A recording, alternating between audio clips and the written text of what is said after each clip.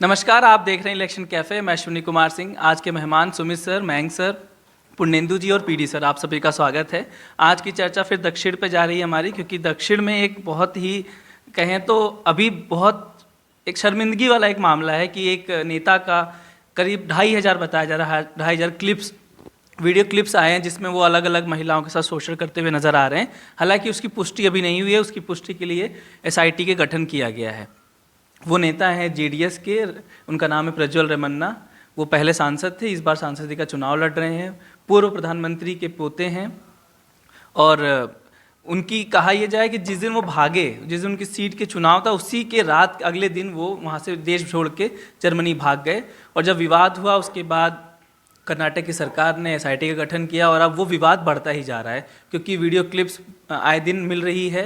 उस पर पॉलिटिक्स शुरू हो गई बीजेपी कांग्रेस की तरफ से, जेडीएस की तरफ से, और आज जेडीएस ने एक एक्स्ट्रा कदम उठाते हुए उनको अपनी पार्टी से निकाल दिया है। ये तो बात हुई कि क्या घटनाक्रम रहा, लेकिन अब इसका पॉलिटिकल इम्प्लीकेशन क्या है, क्योंकि कांग्रेस के पास एक ऐसा मौका मिला है बीजेपी को घेरने के लिए।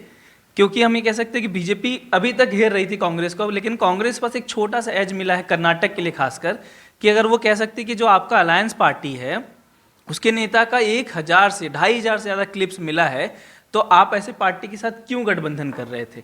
और अब ये भी विवाद में आया है कि बीजेपी के नेता, जो लोकल लेवल के नेता, वो मना कर रहे थे, बोल रहे थे कि भाजपा इसके साथ ना जाए, जेडीएस के साथ, और टिकट ना दे प्रज्वल रेवन्ना को खासकर, क्योंकि उन्हें पता था कि इनके बहुत सारे क्लिप्स हैं। इसमें पॉलिटिक्स और भी है। सुमित सर, पहले तो मैं ये करूँगा, क्या आपको लगता है कि ये जो साउथ की 14 सीटें हैं, कर्नाटक की खासकर जो 14 सीटें बची हैं, उस पर इस फैक्टर के जरिए कि एक जिसका कथित तौर पर 2,500 से ज़्यादा वीडियो आए हैं, उसकी जांच चल रही है, वो पॉलिटिकली माइलेज बीजेपी के खिलाफ जाएगा, क्योंकि जेडीएस और बीजेपी अलायंस में और कांग्रेस पास एज है कि वो इस मुद्दे के जरिए, महिलाओं के मुद्दे के जरिए कांग्रेस को, बीजेपी को घेर सके। शुक्रिया अश्विनी। बहुत ही संवेदनशील और बहुत ही गंभीर मामला है ये, और कोई भी शख्स या कोई भी दल या कोई भी संस्था ऐसी खबर के साथ अपने आप को नहीं जुड़ते देखना चाहेगी।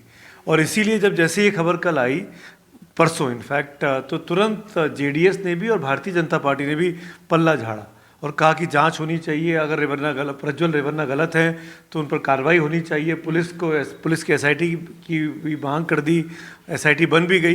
जैसा कि आपने कहा, प्रज्वल रेवन्ना से आज जेडीएस ने उसको पार्टी से सस्पेंड भी कर दिया, जबकि सिटिंग सांसद हैं, हासन सीट से चुनाव लड़ रहे हैं, इस बार भी कैंडिडेट हैं। प्रधानमंत्री की रैली जो हुई थी उसमें भी वो मंच पे थे, उनके साथ उसके वोट मांगा गया था। लेकिन इन सब के बीच में हमको ये नहीं भूलना चाहिए कि मामला शुरू कहाँ से हुआ। इस कहानी की जड़ में है प्रज्वल रेवन्ना का ड्राइवर। 1-1.5 साल पहले की घटना है ये, मई जून की। वो ड्राइवर जो 7-8 साल से रेवन्ना साहब, उनके पिताजी का ड्राइवर रहा, जो उनके बेटे के साथ, प्रज्वल के साथ भी काम करता रहा, वो 7-8 साल तक परिवार में काम कर रहा था। किसी बात पे अनबन हो गई, वो उस ज़मीन को नहीं, जब अनबन हुई उसके बाद उसको जब खुश करने की कोशिश की गई, उसको पेसिफाई करने की कोशिश की गई, तो उसने अपने लिए कुछ ज़मीन की मांग की। जो मैंने पढ़ा, ज़मीन का कुछ टुकड़ा उसको, जो कंट्रोवर्सी में था उसके परिवार के साथ, वो उसने मांग की, जो शायद ये परिवार दिला नहीं पाया या देना नहीं चाहता था, जो भी कोई वजह रही हो। तो कुल मिलाकर वो ड्राइवर नाराज़ हो गया, और वो ड्राइवर जब से छिटका इस परिवार से, तब से ये इस बात की अटकलें थी कि ड्राइवर के पास कोई ऐसी चीज़ें हैं जो पब्लिक डोमेन में आ सकती हैं। पहली बार जब मई में पिछले साल विधानसभा चुनाव हो रहे थे कर्नाटक में, उसके पहले ये प्रज्वल रेवन्ना ही हाई कोर्ट पहुंचे कि मेरे खिलाफ अगर इस तरह की कोई वीडियो पब्लिक में आते हैं तो उस पर गैग लगाया जाए कि कोई चैनल, कोई अखबार, कोई पब्लिकेशन उसको छाप ना पाए। तो उन्होंने खुद ने कहा कि उनके खिलाफ की कोई कथित तौर पर सीडी, पिक्चर, तस्वीरें, वीडियोस जो हैं, जो जिसको कथित तौर पर अश्लील कैटेगरी में आते हैं, वो पब्लिक डोमेन में आने पर रोक लगाई जाए। ये हाई कोर्ट में वो पहुंचे थे। तब पब्लिक को पता लगा कि ऐसी कोई चीज़ें हैं।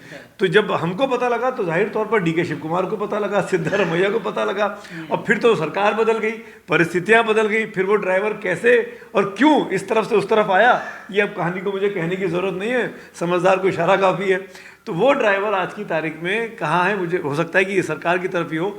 आज की तारीख में वो जो तस्वीरें हैं करीब, क्योंकि 22 अप्रैल को 26 को चुनाव है, 22 अप्रैल की अभी मैं बात कर रहा हूँ 2024 को, कर्नाटक के कई पार्कों और कई सरकारी बसों में वो सीडीज और डीवीडी और उसके क्लिप्स, जो क्या बोलते हैं उसको, डोंगल क्या बोलते हैं, पेन ड्राइव जो है वो पड़े मिले। मतलब अद्भुत किस्सा है कि पेन ड्राइव पड़े मिले, उसके 2 घंटे के बाद क्लिप्स वायरल होनी शुरू हो गई, जो शायद आप लोग के फ़ोन में भी आई होंगी, यहाँ से घूमते हुए, कि पत्रकार होने के नाते चीज़ें ऐसी आती रहती हैं। लेकिन इन सब के बावजूद भी इस पूरे मसले में ये मामला, क्योंकि 1 साल पुराना था, बीजेपी के स्थानीय नेता हैं, वो लगातार बोलते रहे कि इस व्यक्ति को टिकट नहीं देना चाहिए, और उसके बावजूद भी देवेगौड़ा साहब के प्रेशर में कह लीजिए, या परिवार का, देवेगौड़ा परिवार का प्रेशर कह लीजिए, उस व्यक्ति को टिकट दिया गया, वो चुनाव के लड़ रहा है, और ये जानते हुए कि 2,500-3 हज़ार क्लिप उसने 3-4 साल में, 5 साल में बनाए हैं। जिस महिला के साथ मिला है उसके साथ वीडियोस बनाए, ऐसा कहा गया।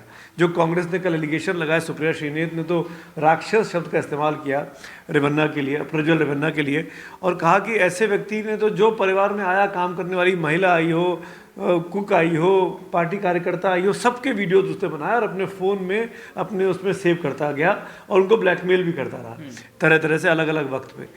तो ऐसी परिस्थिति में अब तो आपने पूछा कि इसका चुनाव पर क्या असर पड़ेगा।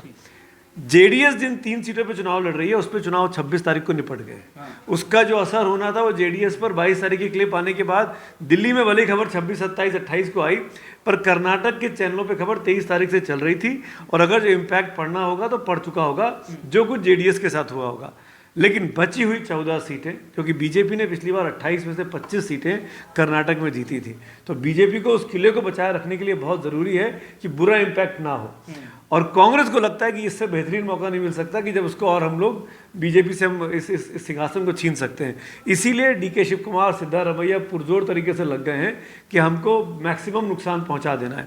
नुकसान पहुंचेगा नहीं पहुंचेगा नहीं पता, और इसीलिए आज अमित शाह ने जब उनसे पूछा गया प्रेस कॉन्फ्रेंस में, तो उन्होंने छूटते ही कहा कि भाई पुलिस तो उनकी थी, सिद्धारमैया की सरकार, कांग्रेस की सरकार बन गई है, उनकी पुलिस ने क्या किया, क्यों उसको जाने दिया। जो मैं कल भी कह रहा था अपने शो में कि भाई अगर वो नाक के नीचे से भाग गया तो वहां तो सरकार इनकी है, क्यों जाने दिया गया, क्या कोई अंडरस्टैंडिंग थी? क्योंकि सिद्धारमैया उसी जेडीएस से निकल के आए हैं, सिद्धारमैया कांग्रेसी नहीं है मूलतः, सिद्धारमैया वहीं से निकल कर आए हैं, देवेगौड़ा साहब के नंबर 2 हुआ करते थे उस पार्टी में, वहां से छोड़ के कांग्रेस में आए। तो क्या कोई अंडरस्टैंडिंग है? इस पर भी सवाल के जवाब कांग्रेस पार्टी को, कांग्रेस के नेताओं को देने पड़ेंगे। बीजेपी तो घिरी गिरी है, पर कांग्रेस बची हुई है, इस पर मुझे शक है कि कांग्रेस के दामन में छींटे तो आएंगे कि वो भाग कैसे गया। मैंग सर, इसका एक ड्राइवर जो है उसका एक वीडियो और आया है, उसमें उन्होंने कहा कि मैंने जो वीडियो था, न्याय के लिए मैं सबसे पहले गया था, बीजेपी के एक नेता है गौड़ा साहब, उनके पास गया था, देवराज गौड़ा, और उसने कहा कि मैंने न्याय की उम्मीद से इनके पास गया, और मैंने कहा कि ये पेन ड्राइव है, ये लीजिए, और इसमें जो भी करतूत है उसमें था। लेकिन अब बात क्या आई मीडिया में बाकी चल के कि ड्राइवर ने वीडियो जाके कांग्रेस को दे दिया। ड्राइवर का कहना है कि मैंने सिर्फ और सिर्फ गौड़ा साहब को दिया था न्याय की उम्मीद में। ठीक है, वही पॉलिटिक्स की जड़ है। लोग कह रहे हैं कि भाई डीके के पास 6 महीने से पेन ड्राइव थी तो कांग्रेस ने कार्रवाई क्यों नहीं की। ड्राइवर का कहना है कि मैंने सिर्फ और सिर्फ बीजेपी नेता को दिया था, ना कि किसी और को दिया था। जब अगर 1 साल पुरानी बात है तो कांग्रेस बीजेपी की सरकार थी।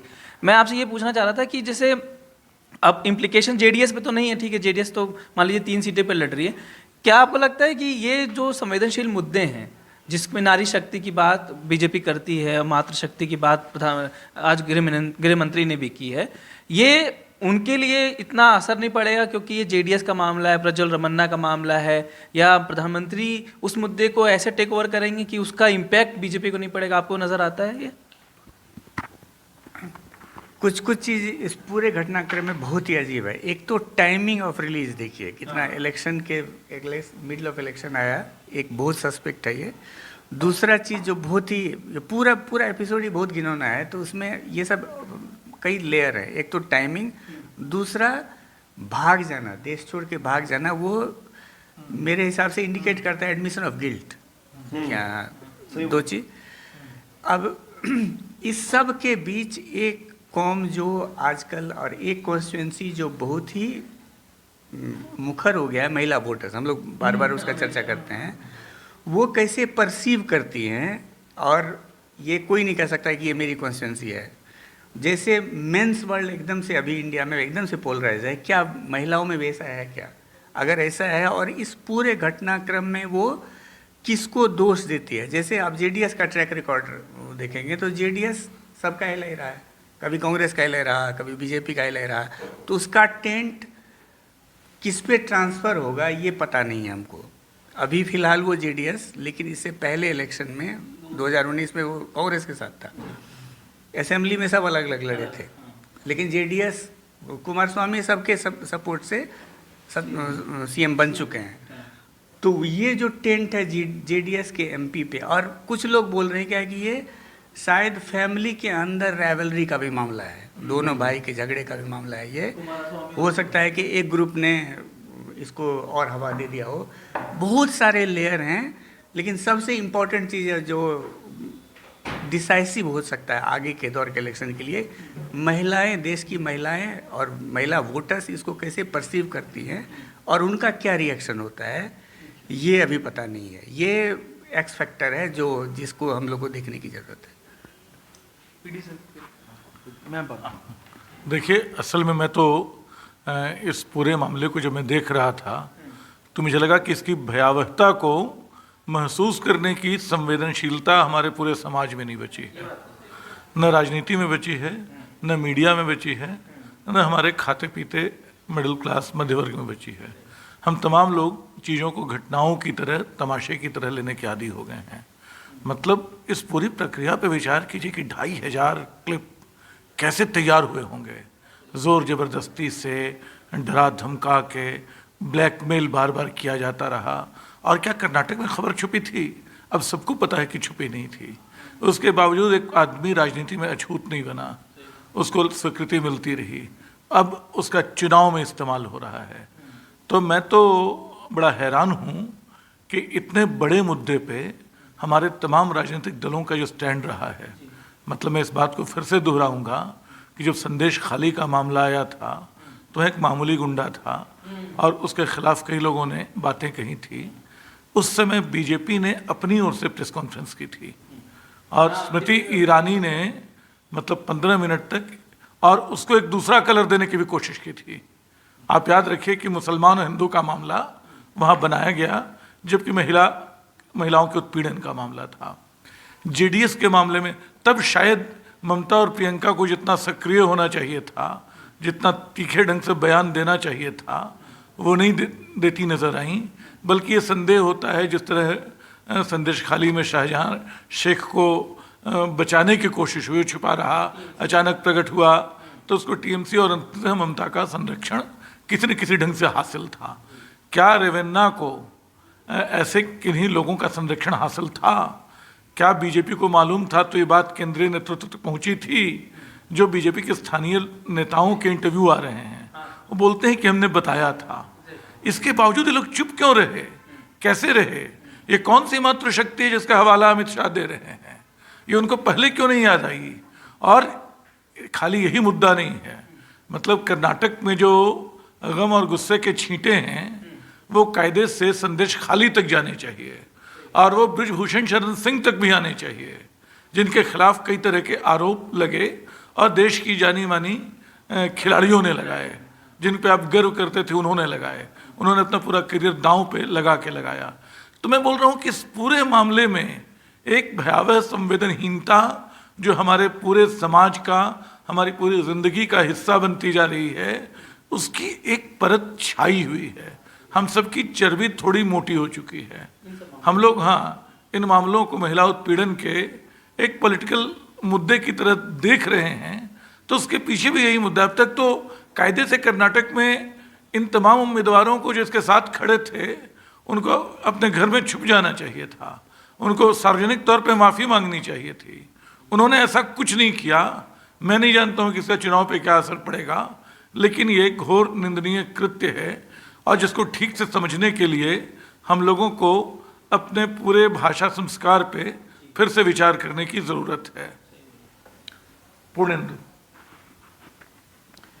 नहीं, निस्संदेह बहुत ही जैसा पीडी सर ने कहा, बहुत ही संवेदनशील मुद्दा है और राजनीति के लिहाज से ही नहीं, एक पूरे भारतीय समाज को एक झकझोरने वाला मुद्दा है। जिस तरह से आपने बताया कि 2900 से ज़्यादा वो हुए और वो साधारण आदमी नहीं है, वो सांसद है, दोबारा सांसद का चुनाव लड़ा है, एक पूर्व प्रधानमंत्री का पोता है और एक ऐसे परिवार से आता है एक जो मुख्यमंत्री का भतीजा पूर्व मुख्यमंत्री का। तो बहुत रसूखदार परिवार है वहाँ की राजनीति में। देवेगौड़ा साहब जब प्रधानमंत्री नहीं थे तो उसके पहले वहाँ मुख्यमंत्री भी रह चुके थे और जो एक कास्ट इक्वेशंस जो कर्नाटक की है, वो लिंगायत या वोक्कालिगा, ये दो कम्युनिटीज़ है जिनका पॉलिटिकली वहाँ पे एक डोमिनेंस रहा है। तो वोक्कालिगा कम्युनिटी में देवगौड़ा और उनकी फैमिली का एक वर्चस्व रहा है। न सिर्फ देवगौड़ा साहब का बल्कि SD कुमार स्वामी भी सिर्फ ऐसा नहीं कि एक पिता के पुत्र के तौर पे, व्यक्तिगत छवि भी उनकी एक बेहतर मानी जाती है, एक क्लीन इमेज मानी जाती है। लेकिन वो छवि देवगौड़ा साहब के जो दूसरे बेटे जो बड़े हैं SD कुमार सामने, SD रेवन्ना और उनके बेटे ये प्रज्वल, इनकी छवि उस तरह की नहीं है। और वही तकरार कई बार देखने को मिलती है। अभी हमने पिछले साल ही विधानसभा में देखा कि टिकटों को लेकर के कैसे SD रेवन्ना की वाइफ भी लड़ना चाहती थी, वो भी लड़ना चाहते थे, बेटा भी लड़ना चाहता था, जिसमें कि SD कुमार स्वामी ऐसे नहीं चाहते थे।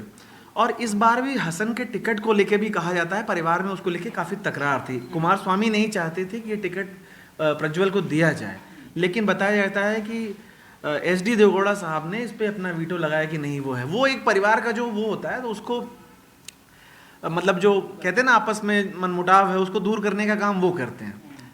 तो लेकिन ये मामला बहुत गंभीर है और जैसा खबरें आ रही हैं कि ये अभी तुरंत का मामला नहीं है, पुराना मामला है। बीजेपी के स्थानीय नेताओं ने भी केंद्र नेतृत्व को ये समझाया था कि इस तरह की चीज़ें हैं, इनके साथ हमें हाथ मिलाना भारी पड़ सकता है। उसके बाद भी बीजेपी ने हाथ मिलाया और खबरें कुछ ये हैं कि भाई शिव कुमार साहब या कांग्रेस की सरकार को भी चीज़ें पहले से पता थी, उस लिहाज से एक्शन नहीं लिया गया, तो उनके ऊपर भी सवाल उठता है। लेकिन बीजेपी के ऊपर इसलिए सवाल उठेगा इसमें कि बीजेपी ने तो कह दिया भाई ये हमारा इसमें कोई लेना देना नहीं है, अगर मातृशक्ति और नारी शक्ति हम साथ में खड़े हैं, जो अगर कल्प्रिट है तो उसको दोषी करार दिया जाना चाहिए।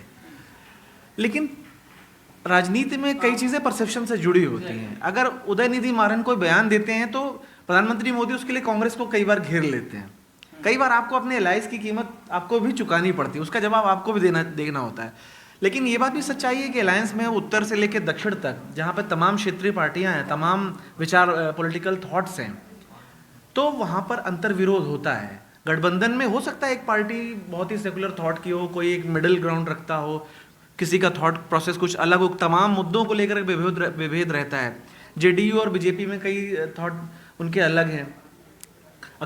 नीतीश कुमार तमाम मुद्दों को लेकर कहते रहे हम CA को नहीं लागू होने देंगे और तमाम तरह के उनके इश्यूज रहते हैं।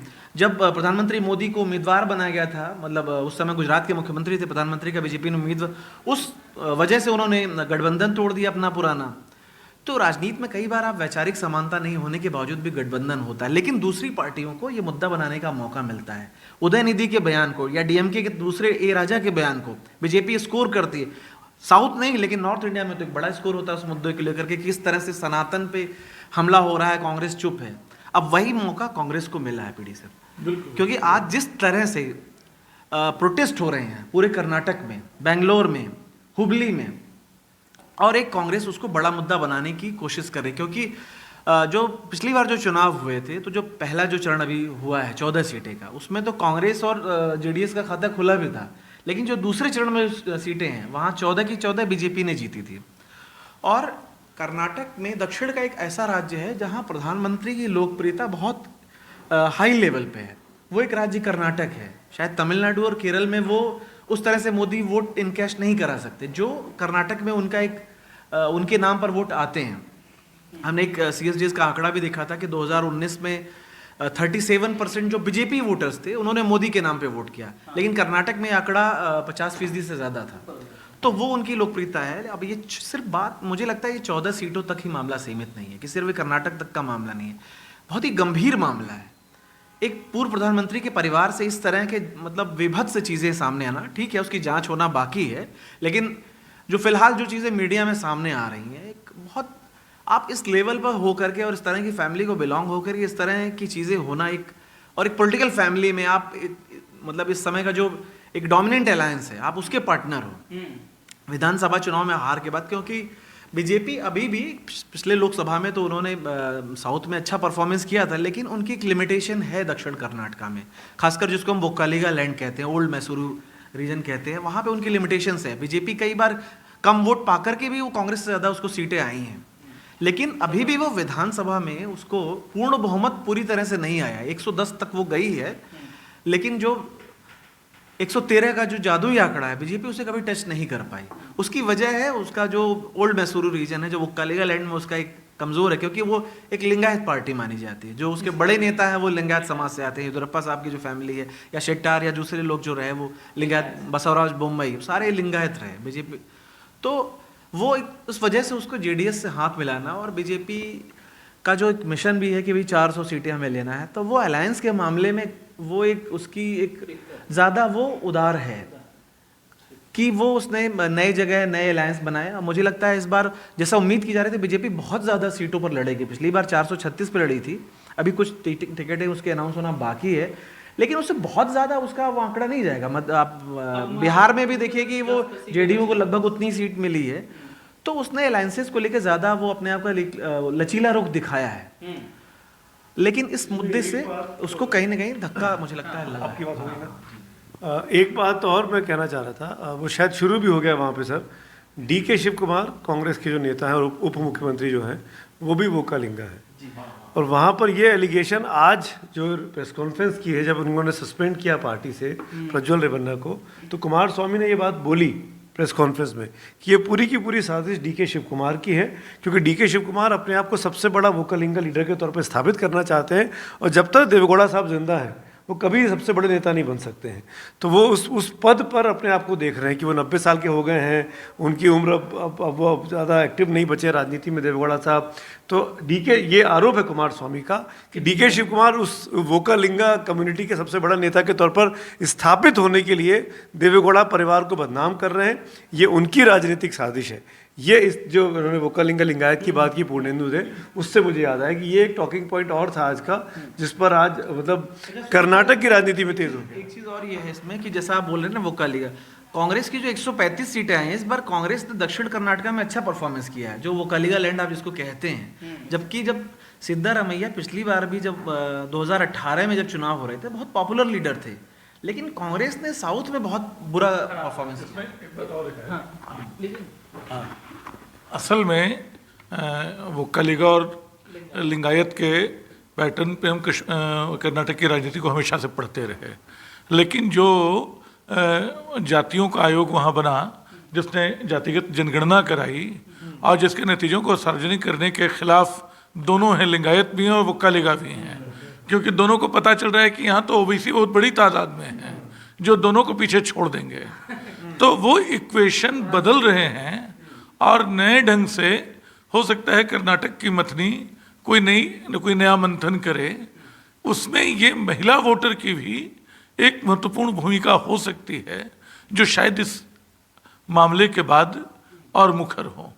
तो ये जो आप बता रहे थे कि कांग्रेस ने दक्षिण में वो कलिगा बेल्ट में भी बेहतर प्रदर्शन किया, उसकी एक वजह ये भी हो सकती है कि जो जातिगत जनगणना सामने नहीं आई, उसके फैक्ट्स तो हैं मौजूद, वो अपने ढंग से वोटिंग पैटर्न को बदल रहे होंगे, ये मुझे लगता है। सर इसमें एक चीज़ मैं क्योंकि चर्चा में मैं ये जानना चाह रहा था कि एक जो सब चुनाव जब चलता है ना, चुनाव के बीच में जब महिलाओं से जुड़े या कुछ और मामले आते हैं, उसको हम लोग भी, मतलब हम स्पेसिफिकली समाज की बात कर रहा हूँ, बहुत हल्के में लेते हैं। जैसे आप पीडी सर कह रहे थे ना कि सब चीज़ों को लेकर हमको यूज टू हो गए हैं, हमको लगता ही नहीं कि कुछ अब फ़र्क पड़ता है। निर्भया ऐसे मामले होते थे देश में क्या हुआ था, लेकिन अब मुझे लगता है कि अब लोग भी ना यूज टू हो गए, हर दिन की घटनाएं सुनकर, हर दिन इतना सुन के, और खासकर जब पॉलिटिकल सिनेरियो में, खासकर चुनाव के बीच में जब कुछ ऐसा होता है तो लोगों का ध्यान ही नहीं आता है। भाई 2900 वीडियो क्लिप्स आए हैं, तो हैरानी की बात है, सब सहमति से नहीं हो सकता, जांच का विषय कि कितना क्या है, लेकिन फिर भी ना 2900 वीडियो है, तो इसको इतना बड़े लेवल क्यों नहीं बनाया जा रहा है जो पॉलिटिकली बनना चाहिए? मैं आपसे 100% असहमत हूँ। अगर ये चर्चा का विषय नहीं होता, अगर ये हम लोगों को फर्क नहीं पड़ता, तो हम लोग क्यों इस पे शो कर रहे हैं? मैं अपनी बात कर रहा हूँ, है ना। चर्चा का विषय है, ये चिंता में डालता है। हमारे जो प्रबुद्ध समाज है, जो सो कॉल्ड नैरेटिव सेट करता है, ये उसको परेशान कर रहा है। और ये हो सकता है कि आपको कर्नाटक की खबर को कर्नाटक से निकलकर दिल्ली आने में 3 दिन 4 दिन का समय लग गया, पर ऐसा नहीं है। ये चर्चा का विषय है, हर अखबारों में, हर फ्रंट पेज पर, हर यूट्यूब चैनल पे आप आज चले जाइए, सबके हज़ारों की संख्या में व्यूज़ हैं, हज़ारों की संख्या में व्यू, हिंदी चैनलों के, मैं कन्नड़ की बात ही नहीं कर रहा हूँ, क्योंकि ये कर्नाटक से दूर का मामला, ये हिंदी भाषी प्रदेश के लोगों के लिए बिल्कुल अनजान सा मामला है, पर तब भी जनता में दिलचस्पी है। और ये इसलिए दिलचस्पी नहीं है कि वो गंदा वीडियो देखना चाहते हैं, ये दिलचस्पी इसलिए है कि कोई प्रधानमंत्री का पोता ऐसा कैसे कर सकता है। इतने रिनोड फैमिली का बच्चा जो सांसद है, जो देखने में पढ़ा लिखा बड़ा शालीन सा दिखाई देता है तस्वीरों में, वो इतनी अभद्रता कैसे कर सकता है। और वो आज से नहीं कर रहा है, 5-7 सालों से कर रहा था। और उस इल्ज़ाम में उसके पिताजी का नाम भी है, HD रेवन्ना, जो उनके पिताजी हैं प्रज्वल रेवन्ना के, उनका नाम भी है कि वो भी ये सब काम करते थे।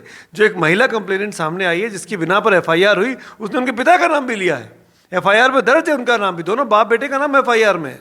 वो विधायक है, वो सांसद है। तो मेरा ये कहना है कि ये हम हर हिंदुस्तानी के लिए परेशानी करने वाली बात है। कल भी हमने चर्चा की, कल भी आपने ये कहा कि मुद्दा क्यों नहीं बन रहा है। अरे मुद्दा बनने में समय लगता है, मुद्दा बनने के लिए वक्त चाहिए, 24 ही घंटे है ना। कल भी प्रोटेस्ट हुआ, आज भी प्रोटेस्ट हो रहा है। कल भी हमने चर्चा किस मुद्दे पे की थी, लेकिन ये मुद्दा बीच में आ गया था क्योंकि हमारे दिमाग में था बात क्यों हो रही है। आज भी ये मुद्दा आ गया, आपने स्पेसिफिकली इस पे चर्चा की। तो चर्चा पे है, मुद्दा बना हुआ है, हिंदी अखबारों में, हिंदी चैनलों पे हर जगह है ये। और ऐसा नहीं है कि हम लोगों को फर्क नहीं पड़ता है, बिल्कुल फर्क पड़ता है। मेरे देखो रोंगटे खड़े हो रहे हैं कि ये इतनी जो आपने कहा ना, कितना घिनौना, इतना वाहियात, इतनी खराब हरकत करने वाला, पर ये हमारा परसेप्शन है। हम सबको जब तक ये हमारा लीगल सिस्टम कहता है कि जब तक कि वो साबित ना हो जाए कि उसने गलत काम किया है, और तब तक हम उसको नहीं कह सकते हैं। पब्लिक डिबेट में आप उसको कुछ भी कह लें, सुप्रिया श्रीनेत उसको कुछ भी कह लें, हम यहाँ बैठकर उनके बारे में कुछ भी कर लें, लेकिन आज भी वो गिल्टी प्रूवन नहीं हुआ है। जब तक कोर्ट उसको गिल्टी ना बोल दे, कोर्ट ये साबित ना कर दे कि उसने गलत काम किया, तब तक इतना तो आपको बेनिफिट ऑफ डाउट देना पड़ेगा। ये सबके साथ लागू होता है। एक छोटा सा चीज़ हम बोलना चाहेंगे। ये जो पूरा मामला है, एक बड़ा चीज़ इंडिकेट करता है, डेमोक्रेसी के अंदर पॉलिटिकल फ्यूडलिज्म। अब इलेक्टेड रिप्रेजेंटेटिव को we always look up to, अरे बड़ा आदमी है, ये बड़ा आदमी है, और बहुत ज़्यादा उसको सर पे चढ़ा लेते हैं और बहुत ज़्यादा पावर दे देते हैं।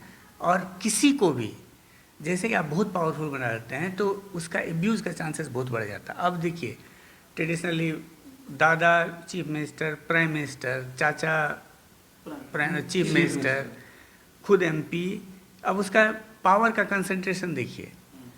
और उसी के साथ साथ ये तो सामने आ गया, बहुत सारे ऐसे मामले भी होंगे हमारे देश में जहाँ की इतने पावर ने और इस तरह के फ्यूडलिज्म, कंसंट्रेशन ऑफ पावर ने कितना अब्यूज़ किया होगा लोगों का, हमको पता नहीं है।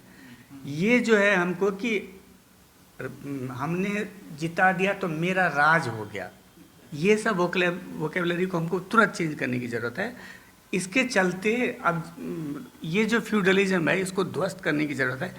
और इस पे की साजिश हो रही है, कोई राइवल साजिश कर रहा है, कम से कम अभी तो नहीं बोलेंगे। इतना घिनौना पॉलिटिकल मतलब सेक्स स्कैंडल पहले भी हुए हैं, लेकिन इतना विभत्स और इतना घिनौना शायद कभी नहीं हुआ है। और ऐसे में आप मतलब इतना पावर का एब्यूज़ करते हैं, और अभी भी आपको साजिश दिख रहा है, अभी भी आपको इलेक्शन जीतने की जिद दिख रही है, हद एकदम से। वो एक जो बात आपने बोली ना मयंक जी, वो अगर आप इनोसेंट थे तो भागे क्यों? ये जो साबित करता है ना कि कहीं चोर की दाढ़ी में तिनका था, तभी आप जांच से भाग गए। आपको लगा कि पकड़े गए तो नंगे हो जाएंगे, फांसी पर चढ़ा दिए जाएंगे, पब्लिक नहीं छोड़ेगी मुझे, इसीलिए जान बचाओ, जर्मनी चले जाओ। ये जो आपने कहा ना, ये बिल्कुल 100% सही है। अगर जरा सी भी प्रज्वल रेवन्ना के अंदर या उनके परिवार के अंदर ये हिम्मत होती तो प्रज्वल रेवन्ना सामने होते, SIT बन गई है, जांच में भागीदारी करते हैं। मैं ये कहना चाह रहा था उसमें सुमित सर कि जो भी बयान आए, चाहे उनके चाचा SD कुमार स्वामी, चाहे उनके पिता, किसी की तरफ से बयान, उसमें कहीं वो माफीनामा टाइप की जो बात होती है ना, जो चेहरे पे दिखता है कि आपने गलती की है, वो नहीं था सर। क्योंकि पिता बोल रहे हैं कि पॉलिटिक्स हो रही है, मेरा बेटा जब चाहे तब आ जाए, चाचा बोल रहे हैं कि पॉलिटिक्स हो रही है, हमने पार्टी सस्पेंड कर दिया। भाई इसमें माफी कहाँ है? सस्पेंड करना तो बात की बात है, आप तो पत्ता साफ कर रहे हैं। बहुत अच्छी बात बोल रहे हैं, और ये सब कर्नाटक की महिलाएं देख रही हैं जिनको 7 तारीख को वोट देने जाना है, वो इसको ध्यान में रख के बात करेंगे। एक बात जो सुमित जी बोल रहे थे उसी को मैं थोड़ा बढ़ाना चाहूँगा कि इनकी प्रतिक्रिया होती है कि नहीं होती। देखिए, तात्कालिक प्रतिक्रिया तुरंत पता नहीं चलती है, लेकिन आप जो कहते हैं और जिन पे चुप रहते हैं, दोनों बरसों बरस याद रहता है। आपकी आवाज़ें आपका पीछा करती हैं। मतलब राजीव गांधी ने सिखों के मरने पर बड़ी नासमझी में बयान दे दिया था कि एक बड़ा पेड़ गिरता है तो धरती हिलती है। वो बयान उनका पीछा नहीं छोड़ सका उनके मृत्यु के बाद भी। मुलायम सिंह यादव बहुत खरे समाजवादी थे, भाषा का आंदोलन लड़ते रहे, जाति की लड़ाई लड़ी, लेकिन लड़के हैं गलती हो जाती है, ये बयान उनके साथ ऐसा चिपक गया कि वो छूटता नहीं है। आज भी महिलाओं के मुद्दे पे बात होती है, तुरंत 50 करोड़ की गर्लफ्रेंड याद आ जाती है। किसी लापरवाही में, किसी राजनीतिक फायदे में, किसी आरोप प्रत्यारोप में आप जो कहते हैं वो हवा में बचा रहता है, आपका पीछा करता रहता है और कभी आपसे उसका बदला निकाल लिया जाता है। तो कहना बड़ा मुश्किल है। इसमें मुझे लगता है अश्विन कि ये मुद्दा अभी क्या है कि अभी ये अभी डेवलपिंग स्टेज पे, जैसे ये हॉरर स्टोरीज और सामने आएंगी, डिटेलिंग जो सर्वाइवर्स हैं वो और सामने आएंगे, जैसे संदेश खली में धीरे धीरे उनकी स्टोरी सामने आना शुरू हुई, तो वो जो मुद्दा है उसकी गंभीरता लोगों को ज़्यादा महसूस होती है। जब वो लोग सामने आएंगे प्रोटेस्ट में या जिस तरह से भी मीडिया के साथ या SITs के सामने जब वो चीज़ें पता लगेंगी तो लोगों को, क्योंकि अभी तो बहुत तुरंत का मामला है, लोग ये भी सोचते हैं कि कई बार भाई चुनाव के दौरान चीज़ें आती हैं तो आपका दिमाग दूसरी तरफ भी जाता है कि पॉलिटिकल वो तो नहीं है, लेकिन मैंग सर ने उसको बखूबी बोला कि अगर जिस तरह से अचानक वो निकले, बस वोट हुआ और सीधे वो बाहर चले गए, जबकि उनका परिवार कह रहा है कि ये प्री शेड्यूल्ड उनका वो दौरा था, अचानक वो नहीं गए हैं, तो कुछ तो शक सुबह खड़ा करता है। लेकिन जैसे जैसे चीज़ें हमें और पता लगेंगी तो इस मुद्दे की जो गंभीरता है और उसको लेकर के आप देखेंगे जितना बड़ा मामला है, हो सकता है पूरा देशव्यापी आपको एक प्रोटेस्ट देखने को भी मिले। तो आज इसी नोट के साथ ये चर्चा को खत्म करते हैं। कल मिलते हैं किसी और विषय के साथ, तब तक के लिए बहुत बहुत धन्यवाद।